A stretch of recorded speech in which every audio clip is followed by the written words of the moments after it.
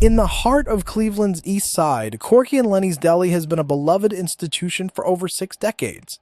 But now, after 67 years of serving the community, the doors are closing for good. We sat down with Amanda Kurland, co-owner of Corky and Lenny's, to discuss the impact of this closure on the family and the community. From a very personal standpoint, this has been about keeping my husband alive, and he has been so stressed, especially for the last 3 years, years, that he doesn't sleep through the night. He's been working 7 days a week for the most part for years. And just the stress, I was so worried about it killing him. So I'm really relieved that he finally made the decision that was the best thing for his health. I'll be very blunt. Do I wish that he had done it in a more organized fashion with more forethought in a way, like planning it out? Yes, but I don't think that he could. Yeah. I think that he needed to be pushed over the edge before he could make the decision, and once he was over that edge, he was over that edge. And how is Kenny and the rest of the Kurland family coping with the sudden changes? Even though he knows he made the right decision, it's still devastating. It's still something that he's very emotional about. This has been his entire life. My children are very upset. It's part of, and my mother-in-law is very, very upset. It's what she's been doing for 67 years, and she's 91, and that's all she really has right now. So it's very sad for the family in a lot of ways, but I'd say, bigger than that, it's very sad for a lot of the employees. And I am not unsympathetic to that. I feel horrible. The overwhelming kindness and support emanating from across Northeast Ohio reveal a community where compassion is not overshadowed by the collective sadness surrounding the closure. I think most people understand that it was too much and are just saying, oh, we're going to miss you so much and thank you for what you've done. And I think really most of it's been very positive. Amanda reflects on how recent years have starkly highlighted the realities brought on by changing times, highlighting that a lack of business was not at all the reason for the closure. It is not because there's not people who want to eat out. The demand is there, I believe, as strong as ever. It's because there's not enough people who want to work in the service industry. And it's just the work, and it's not just restaurants, I think it's any service industry. I think that there's been a shift, a cultural shift. And I think it was starting before COVID, to be fair. And I think that COVID knocked it over, just made it a real thing. And part of it is the giant baby boomer population, right? It's huge.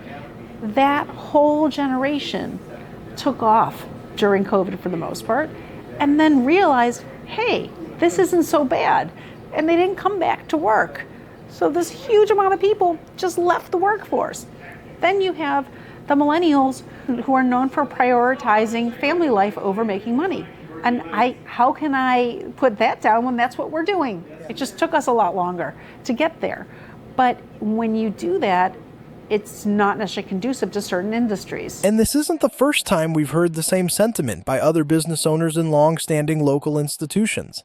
Steve Presser, the owner of Big Fun on Coventry in Cleveland Heights, talked about his decision to close his doors back in 2018 and the changing times that were apparent even prior to the pandemic. It was a Herculean task to do this. We're talking a lot. No one has missed Big Fun more than I have. But despite the evolving landscape, Corky and Lenny's remained a steadfast presence, enduring the shifts and challenges over time. This resilience can be attributed to the restaurant's cherished status in the hearts of Cleveland residents and the numerous milestones celebrated within its walls. We are a place that people have been coming to communicate and be with each other. We had our tagline since way before my time is where people meet to eat. And it's true. And, Corky was always proud of how many real estate deals happened here, how many people, came on the first date with their future spouse here. Maybe it was the food the morning after the wedding. And we've been part of so many people's life events, and it's heartwarming and it's heartbreaking that it's ending.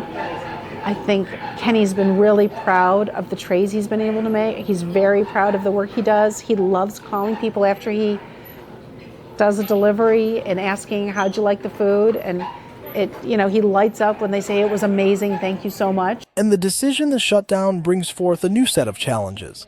Ending operations signifies the transition in responsibilities and confronting tasks that the Kurland family had never encountered since they first opened their doors almost 70 years ago. We have to clean the place up. We've been at this location for 50 years. And the location grew kind of organically, which is why we have walk-in coolers and freezers in really weird random places. And stuff stored on top of them, like benches from cars that don't exist anymore. There's a lot of stuff here. And she wasn't joking. Taking us behind the scenes into where the real magic happens, we discovered a history you won't see hung on the walls, but that signifies the enduring legacy of this iconic establishment's long-standing presence. This is where all the baked goods happen, bakery. So what are some of the things the Kurland family has to look forward to in a post-Corky and Lenny's life? So Kenny on Sunday, this Sunday, 17th, Kenny Kurland turns 60 years old. And we were not planning on celebrating until next month, which we are still going to celebrate next month. But the thought that we can actually do something on his birthday, there's a Browns game I think he's going to try to go to on his birthday. It's never happened. He's never been available at the end of December. I'd like to maybe spend time with our children. They managed to get into high school without us noticing. It'd be really nice to maybe have a time on a weekend to do something with the kids. It just never happens. The restaurant industry is not for the weak, and I think we need a break. Parting with such a significant and steadfast aspect of their lives raises a compelling question.